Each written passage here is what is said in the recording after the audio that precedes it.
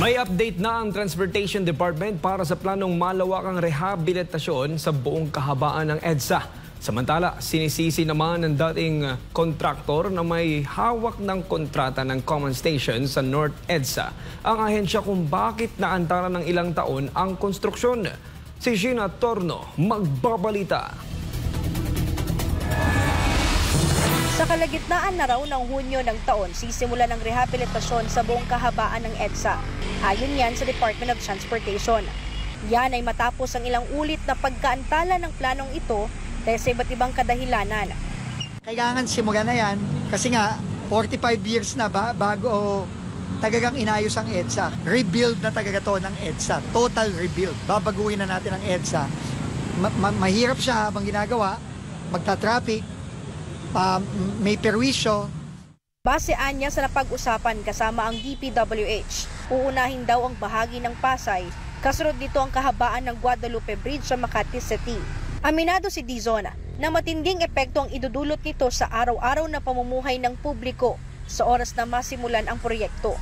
Babalangan ng DOTR Chief sa mga commuter, asahan na ang mas mabigat na daloy ng trapiko. Sa susunod na linggo pa raw nila ilalabas ang Traffic Management Plan, kasama na rin ang gagawing rerouting plan ng MMDA. We will issue mga bagong policies and bagong mga traffic mitigating measures para mabawasan na hindi mawawala yung traffic dahil talagang we expect na magkakaroon ng heavy traffic. Sa lahat ng gagawin, magbabottleneck yan, particularly sa mga tulay and sa mga underpass. Nakipag-ugnayan na rin daw ang Land Transportation Office sa MMDA para gamitin ang mga CCTV sa EDSA bilang tulong sa pagmamanman ng mga aksidente at aberya. Bukod pa riyan, ang paghahain ng mosyon ng MMDA sa Korte Suprema upang alisin ang Temporary Restraining Order o TRO sa Non-Contact Apprehension Policy o NCAP o ang paghuli sa mga traffic violator gamit ang CCTV. Makakatulong siya dahil kung may NCAP na yung mga violators, hindi na namin kailangan parahin, magtalo, issuehan physically ng ticket na habang ginagawa yon ay nakakaabala pa sa traffic. So kung may NCAP, tuloy-tuloy na yung takbo at uhuli na lang namin through CCTV. Hapon ng Martes nang kinumpirma ni Solicitor General Menardo Guevara na tinanggal na ng Korte Suprema ang TRO sa NCAP. Samantala, kinansela naman ng DOTR ang kumpanyang may hawak sa Common Station Project sa North EDSA na mag-uugnay sana sa 3 linya ng tren gaya ng LRT1, MRT3 at sa ginagawang MRT7. Paliwanag ni Dizon dahil ito sa sobrang delay ng konstruksyon ng proyekto. Siguro 4 years ang delay nito. 4 years. Yung 4 years na yun, sana nakikinabang na yung mga kababayan natin.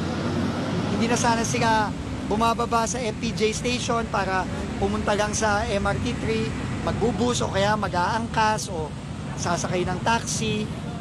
Dagdag pa ng opisyal, target daw nila na matapos ang nasabing proyekto sa 2027. Ang pahayag naman ito ng DOTR Chief ay tinuligsa ng BFFSDC Consortium na humawak sa nasabing kontrata. Sa isang press statement nga, dapat lang daw nasisihin ng DOTR kung bakit naantala ang proyekto. Nilinaw pa na nasabing kumpanya na ang pagtigil sa trabaho ay hindi dahil sa kapabayaan, kundi bunga raw ng matagal na hindi pagbabayad ng DOTR. Iginiit ng consortium na sinubukan nilang ayusin ang issue sa pamamagitan daw ng pagpapadala ng payment follow-ups, formal notices at pakikipagpulong para sa resolusyon. Ngunit kalaunay napilitan daw silang itigil ang proyekto bilang huling hakbang upang maiwasan ang mas malaking problemang pinansyal. Tinawag din nilang unjust ang pagpapawalang bisa ng DOTR sa kanilang kontrata sa kabila ng kanilang napatunayang track record.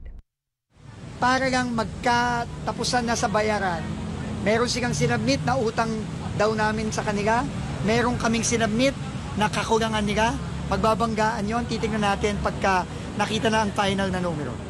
Para sa Diyos at sa Pilipinas kung mahal, ito si Gina Torno, SMRI News.